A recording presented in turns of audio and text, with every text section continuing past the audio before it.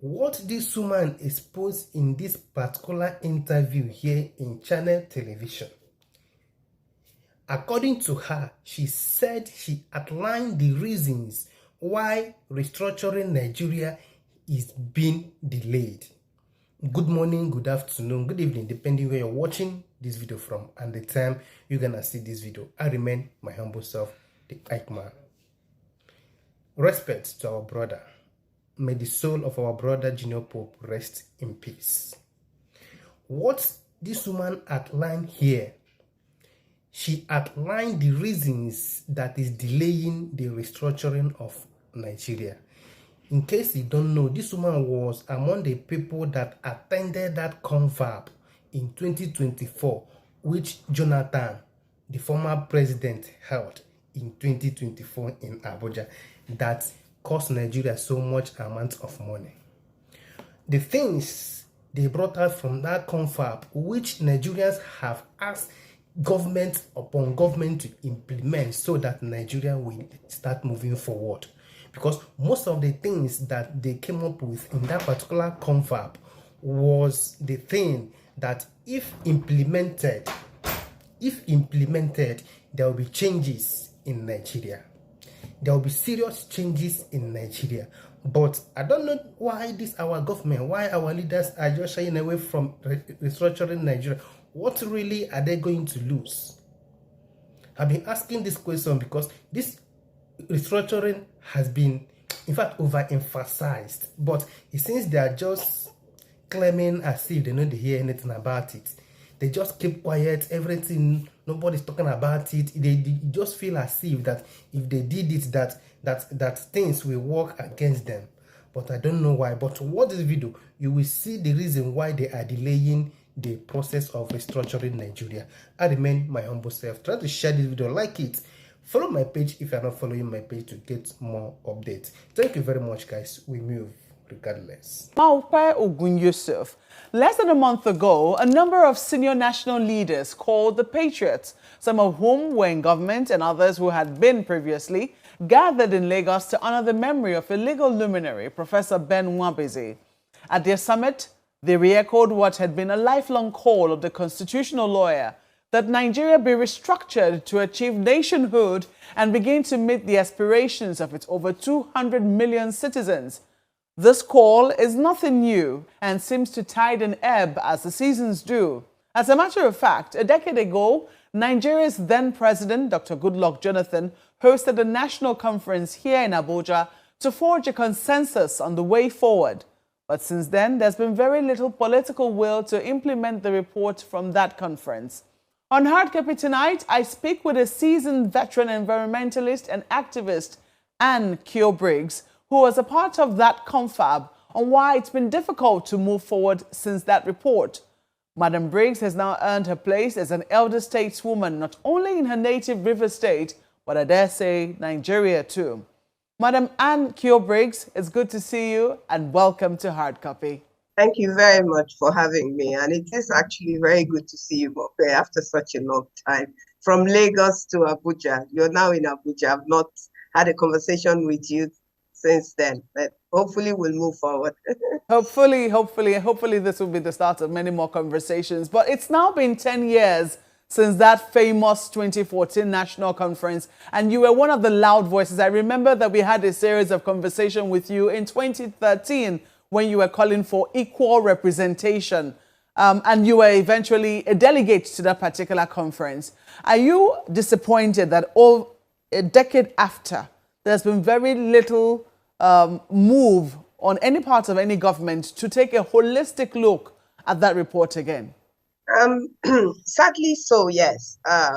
But this is not the first gathering of Nigerians, great Nigerians, of which in 2014 I was humbled to have been nominated by Goodluck Jonathan on his own list as the president, along with so many other, about 100 other persons that was on his list. Now, like I said, this is not the only time Nigerians have gathered. And so when Nigerians gather like this, as in 2014, as in the past, and nothing comes out of it, it becomes like, well, it's not a surprise.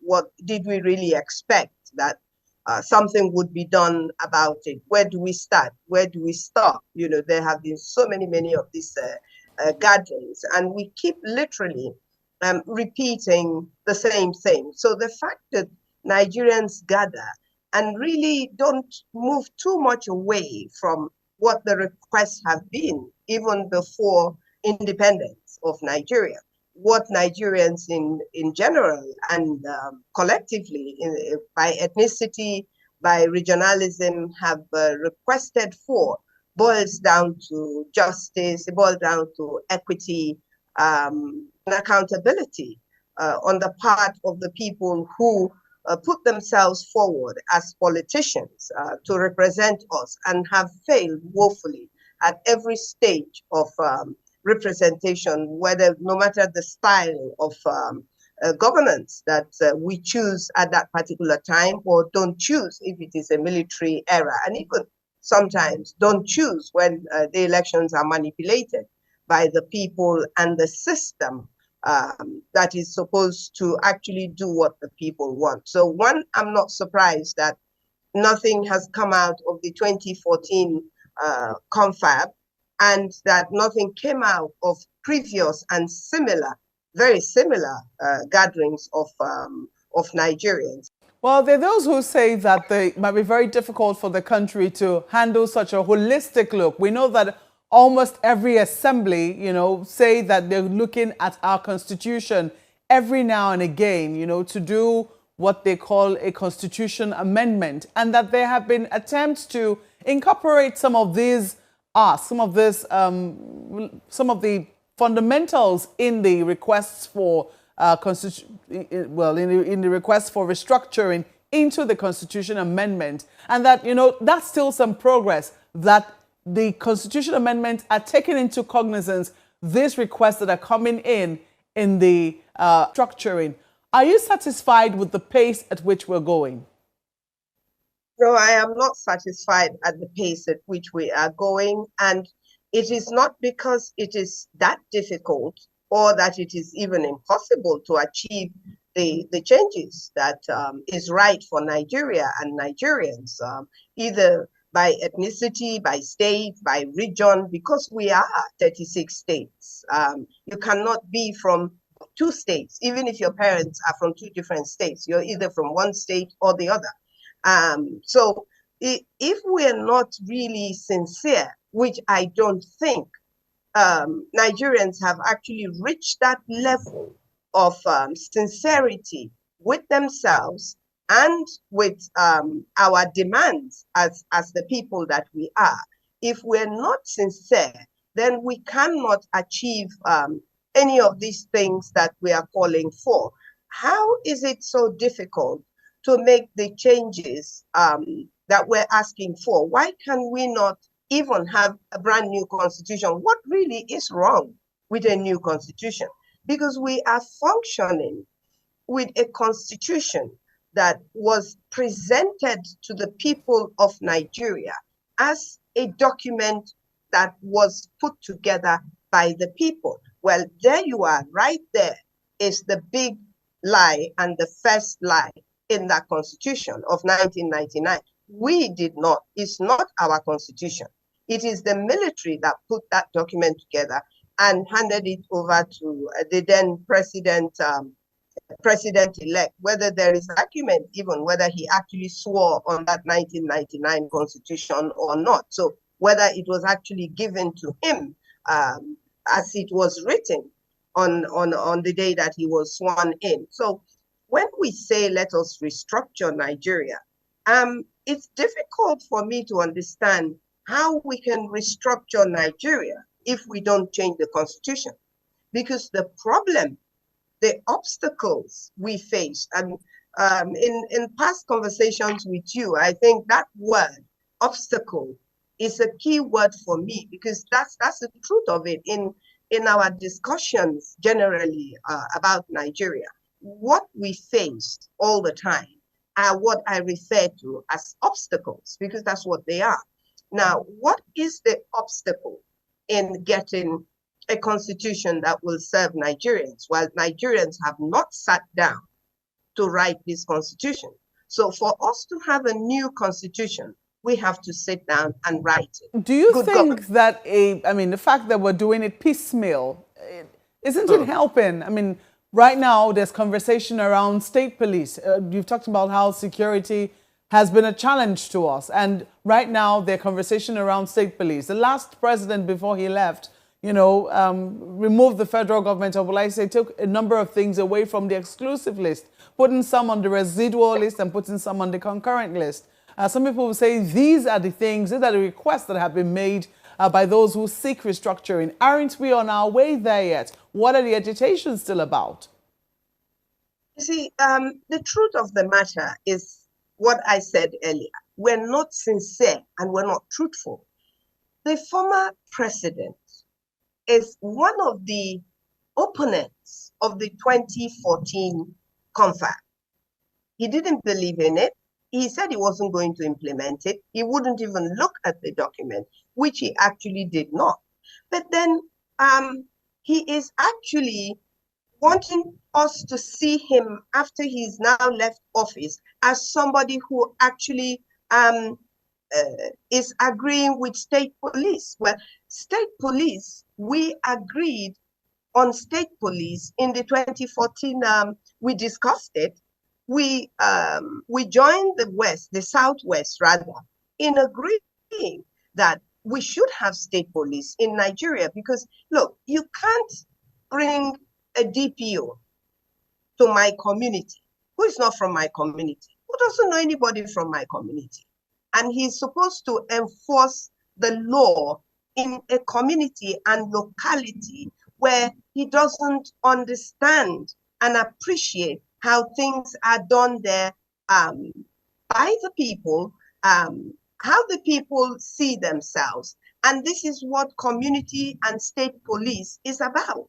When I was growing up, as a little girl in Abonima, the police that were in my community were actually from the community, knew the people of the community. And so his work was quite reduced in terms of its severity, if you like, or the rate of crime, because you know that he knows your parents. Not only does he know your parents, he knows your grandparents. He speaks your language.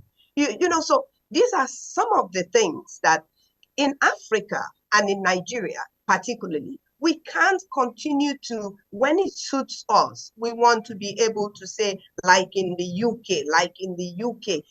Yes, that's in development, in technological development, in social development, in future development. But when you're talking about the people, you need to be able to reach the people, and you need to understand them, and they need to understand you. So that's those are the obstacles that we face. We have to have government that is sincere to themselves and to us as a matter of responsibility. Well, you have spoken very loudly and very clearly for the people of the Niger Delta, particularly communities that have been hurt by oil exploration and have gotten very little back for it. Some people will say that, there's been some movement, but you can tell us how much has changed since your advocacy began? Hardly anything has changed, nowhere. I say that because the level of devastation is even worse now than it was 10 years ago, 20 years ago, 30 years ago, when people like Oronto Douglas, Nimo Bassi, at the beginning, even Kensra Wiwa time, even Adaka Boro's time, when the environment, we began to notice the destruction of the environment. And it has gradually crept up to the point where, gladly, if you like, the people who have laid down their lives in discussing the despoilation of the environment are not alive to see what they fought for is actually far worse today than when they gave their lives and when they made their sacrifices for the environment of the Niger Delta people. In my opinion, and this is a very sincere opinion, it is worse than we could have ever imagined it when we started, when I did like that. It's far worse than when I started in the environmental field.